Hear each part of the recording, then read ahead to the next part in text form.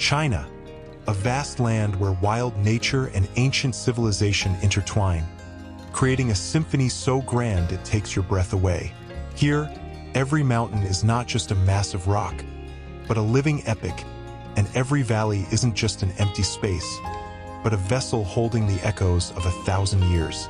But have you ever wondered if, beyond the famous landmarks, there exist forgotten worlds? Hidden wonders that even the locals dare only speak of in legend? Could it be that these sheer cliffs conceal the gateway to a hidden paradise, a place unmarked on any map? Today, we pull back that curtain of mystery. We will take you to mountains that defy imagination and structures whose very existence seems impossible.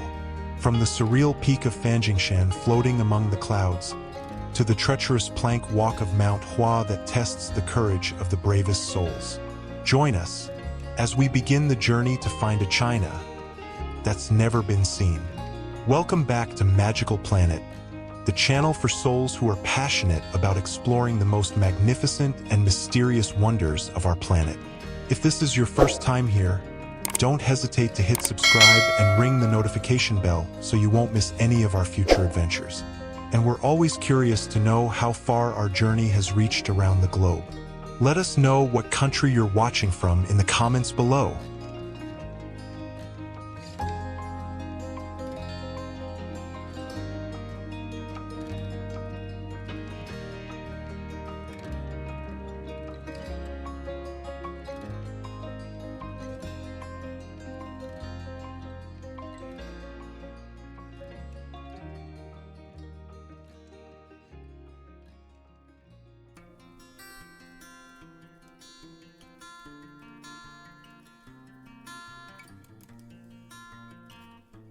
Among the wonders forged by our planet, there is a place that seems to belong to another world entirely. This is Zhangjiajie. But the truly mind-bending fact, the detail that shatters our perception of solid ground, is that these thousands of gravity-defying pillars were not pushed up from the depths. They are the skeletal remains of a landscape that was once buried at the bottom of an ancient ocean.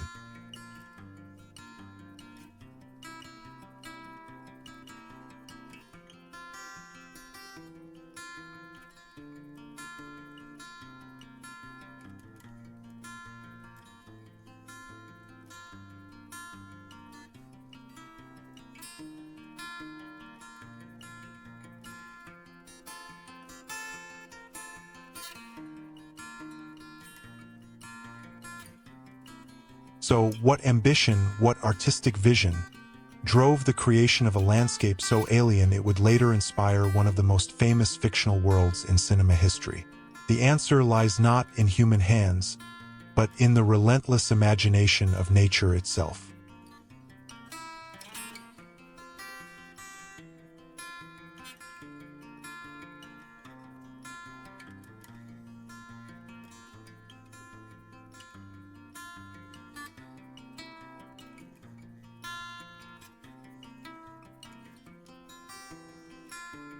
This landscape was designed to feel impossible, to blur the line between Earth and a dream. Its purpose was to create a place so surreal that it would force humanity to name its floating peaks the Hallelujah Mountains. Not in a movie, but in reality, as a tribute to a fantasy that nature had already perfected.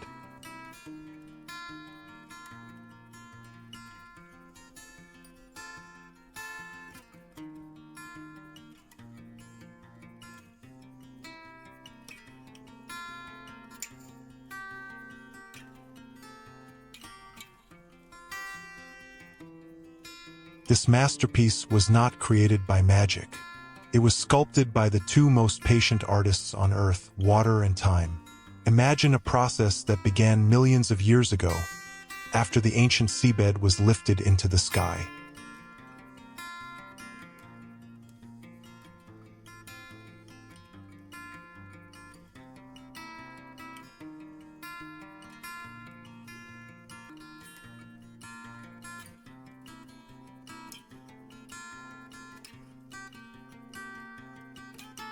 Water, in the form of rain and rivers, became the chisel, carving deep into the quartzite sandstone.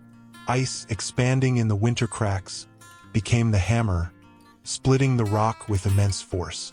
For millennia upon millennia, they worked in silence, not adding, but taking away, slowly revealing the magnificent, slender towers that were hidden within the solid plateau.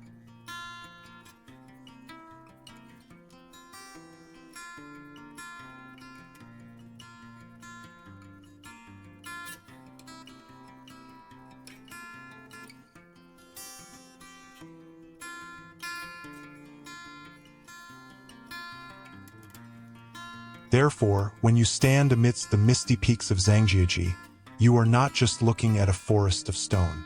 You are looking at the memory of an ancient sea, sculpted into a vertical dream.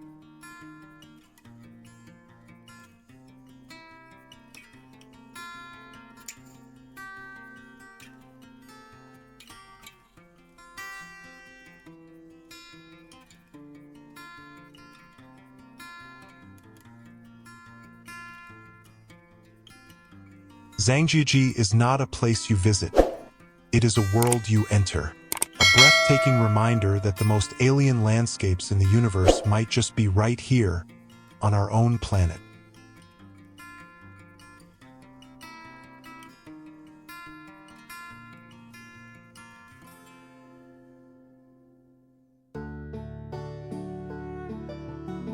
Among China's thousands of majestic mountains, there is one known as the Wellspring. It's said the country's very first Buddhist temple was built here, atop Mount Emei, nearly 2 millennia ago. But the truly breathtaking part, the detail that defies all we know about engineering and faith, is in its ancient age. Look up to the golden summit over 10,000 feet high. Here sits a colossal golden statue of the Bodhisattva Samantabhadra, standing 157 feet tall, and weighing a staggering 660 tons. To put that in perspective, that's the weight of 110 adult Asian elephants, perched impossibly atop one of Buddhism's 4 sacred mountains, a place of thin air and brutal weather.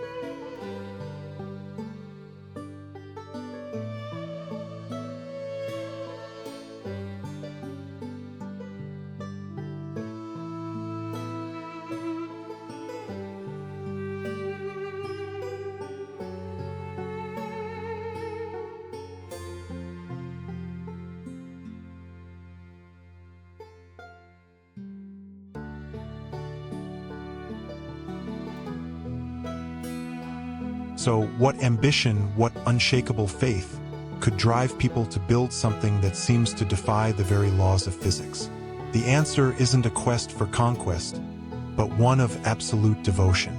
In Buddhism, Samantabhadra is the symbol of sacred vows and virtuous deeds. The statue's height of 48 meters wasn't a random number. It represents the 48 great vows of Amitabha Buddha. His 10 faces gaze in 10 directions, to the past, present, future, and all realms of existence, representing his boundless compassion for all living beings. This statue isn't just an architectural feat. It's a spiritual beacon, a declaration forged in solid gold that enlightenment can rise higher than the clouds, shining down on a world of suffering.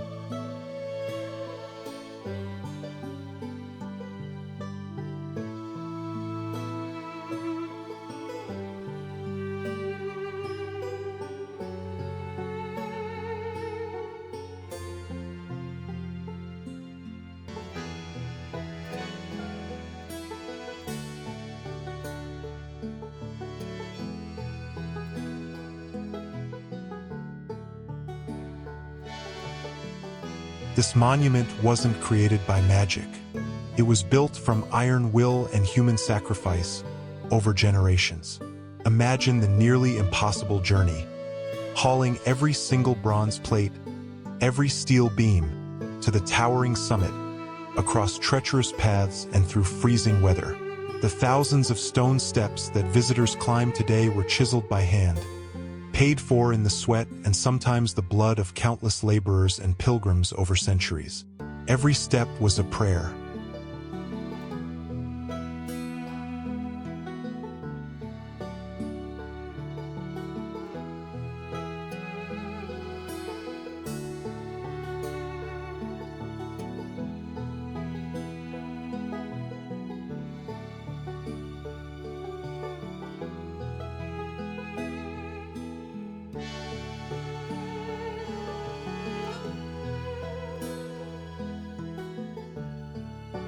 Every strike of the hammer, an offering. They weren't just building a stone path. They were forging a path to faith. In the end, standing before the golden summit, you don't just see a mountain or a statue. You are witnessing the culmination of 2,000 years of belief, a legacy crystallized from innumerable prayers. Mount Emei is not just a mountain. It is an oath, cast in gold, suspended between earth and sky, an eternal testament that faith, when it is strong enough, can truly move mountains.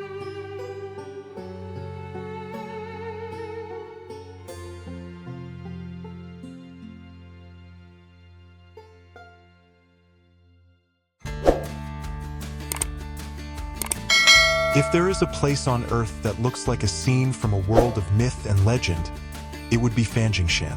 Look at this, the Red Cloud's golden peak. Two tiny temples, perched impossibly atop a vertical stone pillar 7,664 feet above sea level, connected by a bridge as delicate as a single thread. It defies physics. It defies our imagination. This isn't CGI. This is a real place.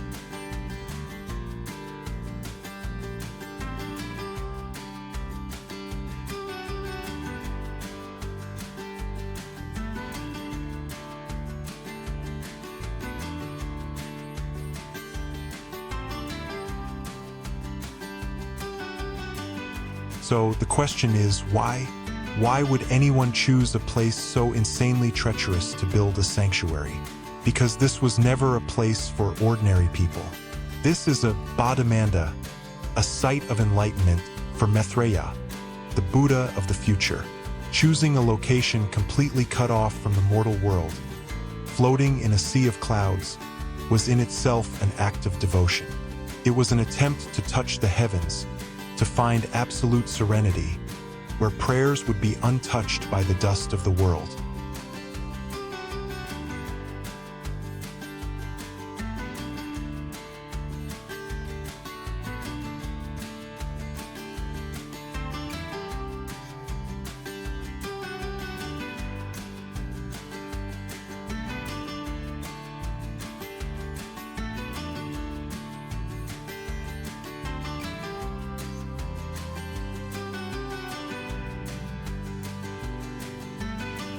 This wasn't built with machinery, but with extraordinary persistence and courage. Imagine the artisans of the Ming Dynasty, dangling from slippery cliffs amidst the fog and biting wind, to chisel every single step into the hard rock, hauling every brick and wooden beam to a height even birds would hesitate to climb. Every strike of the chisel wasn't just labor, it was a prayer. Every step upward wasn't just movement, it was a trial of faith. They weren't just building a temple, they were carving their faith into the very heart of the mountain.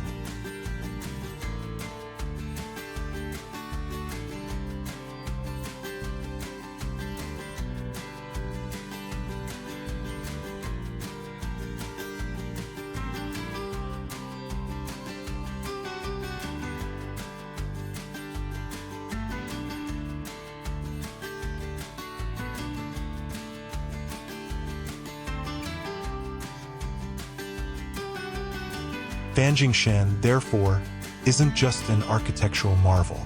It is a symbol of humanity's aspiration to reach for the divine. It is living proof that sometimes, to get closer to the heavens, people have to build their own stairway. A place where the line between the earth and the sky, between human ambition and the majesty of creation, has been completely erased.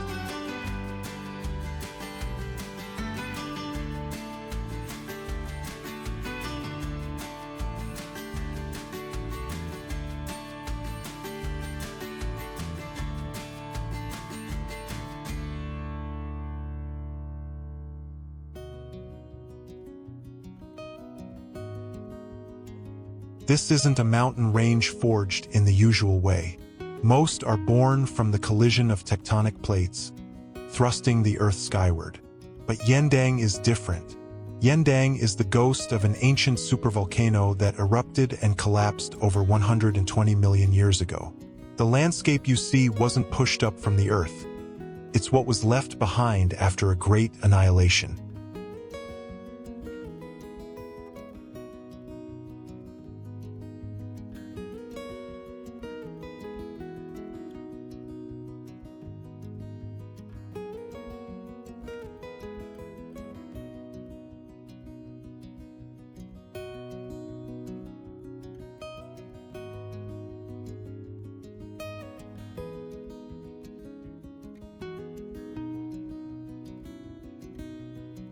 So what motive, what primordial force sculpted such an alien beauty?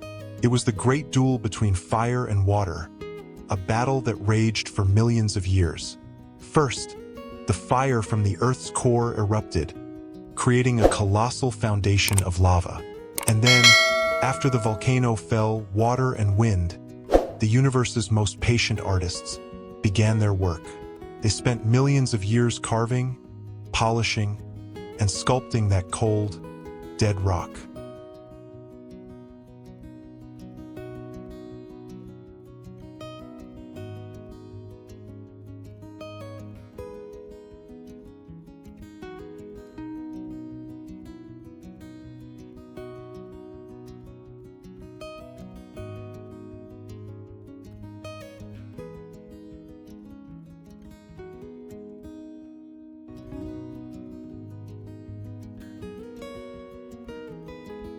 That process left behind sky-high pillars that look like swords plunged into the clouds, sheer cliffs like the walls of a forgotten fortress, and waterfalls that drop from impossible heights, like ribbons of white silk dropped from the heavens. Every bizarre formation you see today isn't random. It is the result of eons of erosion, a silent conversation between stone and time.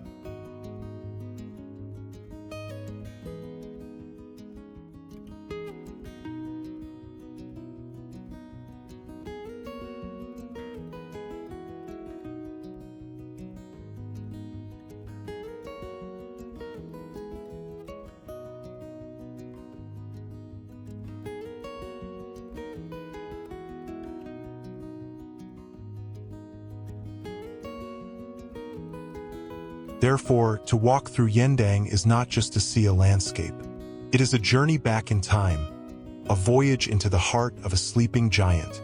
Yandang is a living, breathtaking geological museum, where every stone tells not just the story of its own creation, but a violent and beautiful chapter in the chronicle of our planet.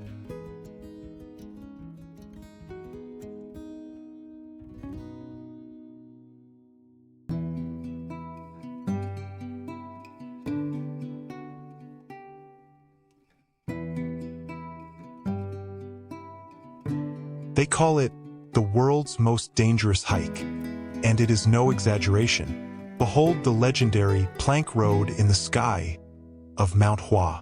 It is, quite simply, a few rickety wooden planks, crudely bolted to a sheer, almost perfectly vertical granite cliff face. Below you, a bottomless abyss, shrouded in mist and clouds. The only thing to hold on to is a single cold iron chain, stained by time. This is not your average adventure tourist spot. This is a place where the line between life and death is razor thin.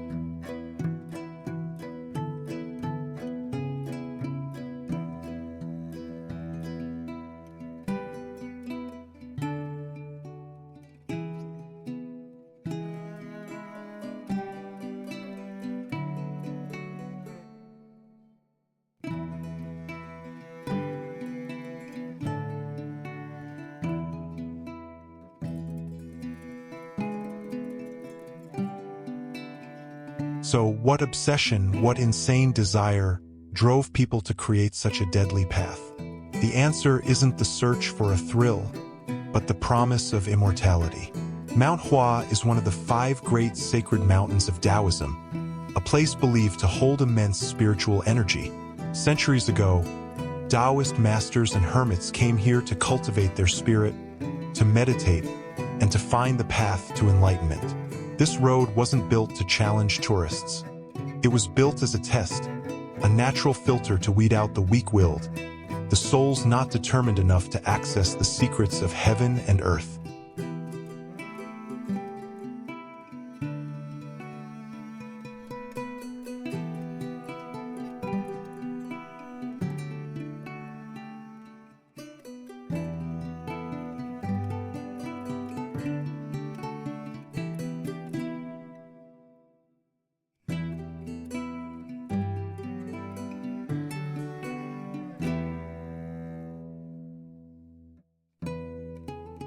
This was not constructed with cranes or modern drills. It was made by men who had only faith as their tool. Imagine calloused hands, suspended in midair, using the most primitive tools to carve every hole, drive every stake, and lay down every fragile wooden board. They didn't work for money or fame. They worked for a higher purpose, a belief that the most arduous path leads to the greatest clarity. It was built not just with wood and iron, but with absolute courage and an unshakable faith.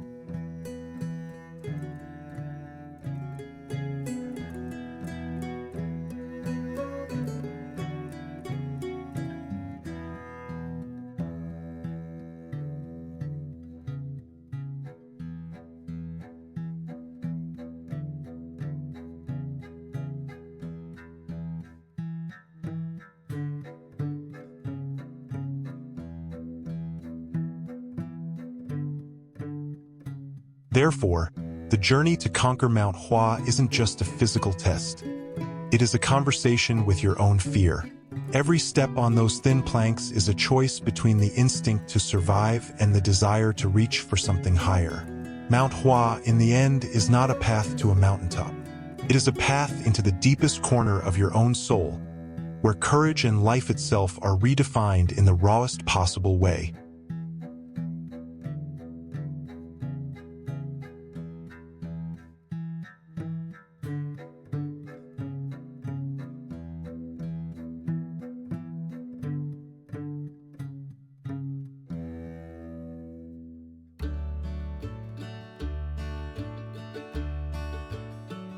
This is not merely a mountain.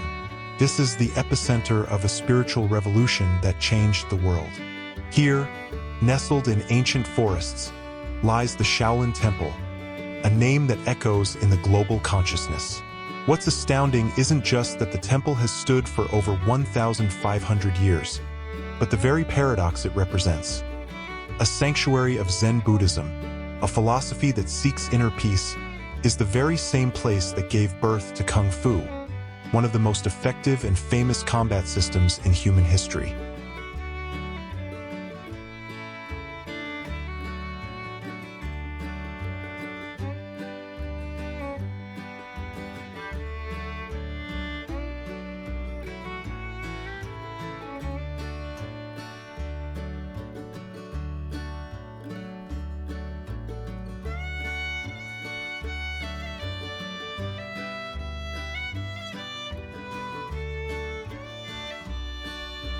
So, why did a place of worship, meant for quiet contemplation and enlightenment, become the cradle of such a formidable martial legacy? The answer is more than just self-defense. In the beginning, yes, the monks needed to protect their sacred temple from the dangers of the outside world, bandits and warlords. But the deeper motivation lay in the philosophy of Zen itself. They realized that the mind and body are not separate. A strong spirit requires a strong vessel. They discovered that the absolute focus needed for martial arts was itself a form of meditation. A moving meditation. Pushing the body to its limits was also a path to cleansing the mind, to achieving enlightenment.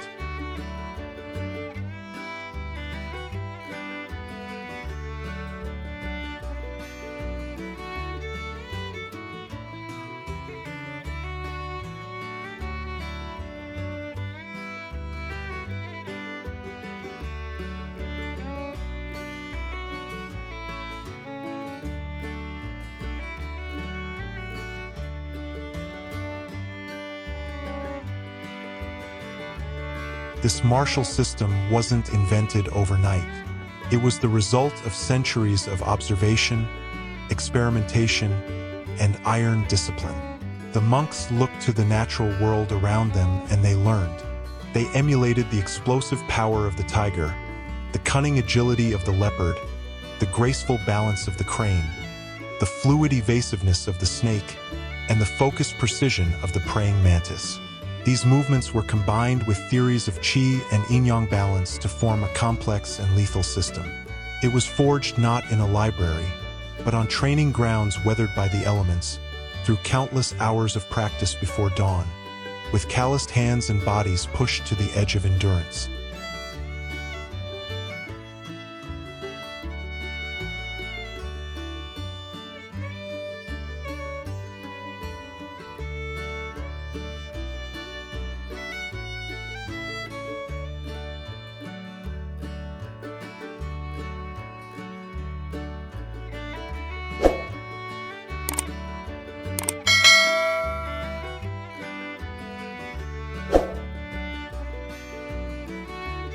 Therefore, when we look at Mount Song, we don't just see a mountain.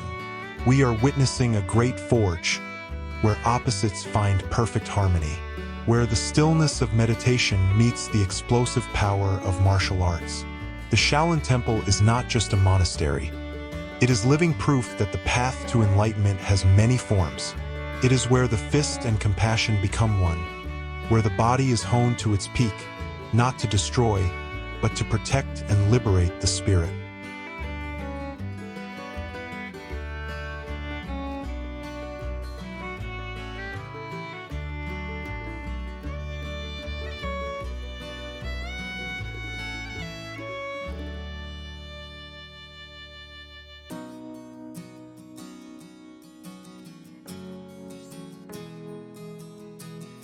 There is a legendary saying in China, one known by heart by anyone who loves the beauty of nature. Return from the 5 great mountains, and you need see no other mountain. But return from Huangshan, and you need not even see the 5. This is not just praise. It is a declaration of supremacy, a truth that has mesmerized China's artists, poets, and emperors for thousands of years.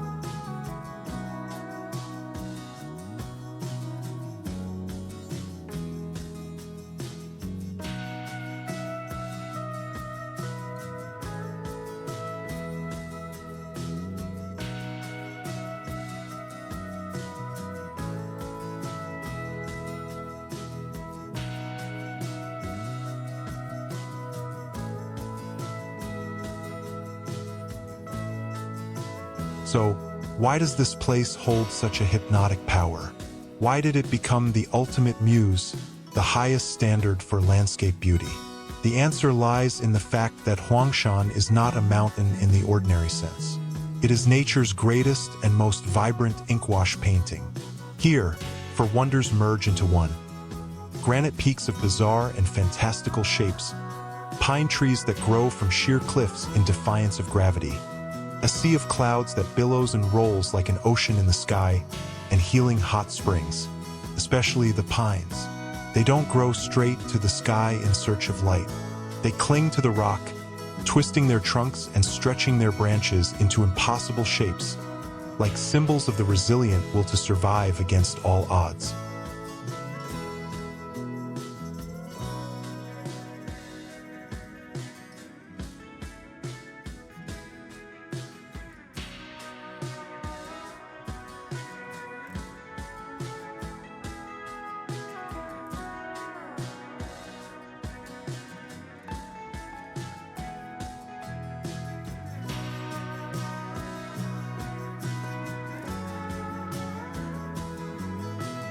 But how was this heavenly beauty made accessible to mortals? That magic came not from nature, but from human hands and will. To conquer this beauty, over 60,000 stone steps were carved by hand over the course of centuries. Imagine that phenomenal undertaking. Nameless artisans, dangling from cliffs day after day, using the most primitive tools to sculpt a stairway to heaven. They weren't just building a path. They were making a dreamscape, a realm previously seen only in the imagination, into a reality that mortals could finally touch.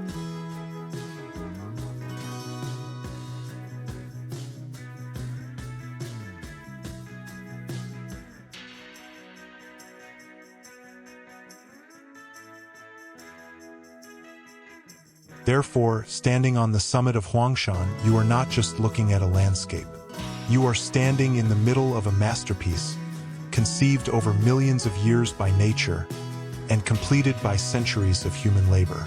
This is a place where reality is even more magnificent than the most beautiful dreams. Huangshan is not a place to be visited.